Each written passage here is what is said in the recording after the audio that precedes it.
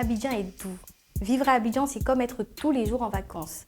Mais Abidjan est dur aussi, parce que les prix, depuis plusieurs années, flambent. En tout cas, les Ivoiriens se plaignent. Le coût de la vie est le plus élevé en 2023. Le prix du sac de riz a doublé, le sucre également, l'immobilier aussi.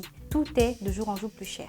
La plateforme Nobéo a sorti une liste désignant la Côte d'Ivoire comme le deuxième pays africain où le coût de la vie est plus élevé en 2023. Le Sénégal est le premier pays. Et selon cette plateforme, l'une des raisons principales du coût élevé de la vie dans un pays est l'état de son économie.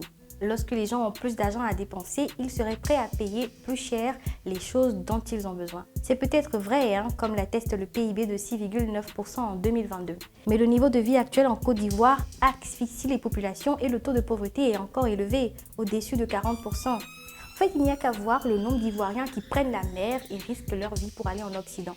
À Lampedusa, sur 7000 migrants la semaine dernière, 2000 étaient des Ivoiriens, selon des sources proches de l'Agence des Nations Unies pour les réfugiés.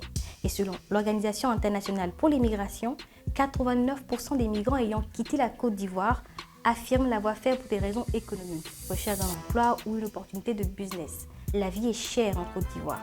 Prenons par exemple le secteur immobilier. Les promoteurs immobiliers n'arrivent plus à offrir des maisons à des coûts raisonnables. Pourquoi ?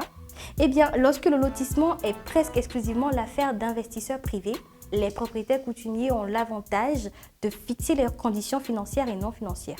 Le promoteur qui a acheté un terrain à un coût exorbitant doit obtenir un permis de construire et faire face aux coûts déjà élevés des matériaux de construction et tous les intrants. Et à tout ça s'ajoutent également différentes taxes.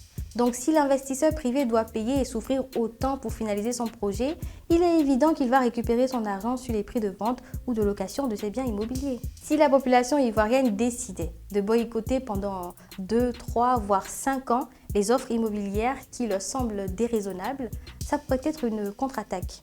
Car les investisseurs fonciers ne trouveront plus cet investissement rentable par manque de demande et les propriétaires coutumiers auront du mal à trouver de nouveaux investisseurs.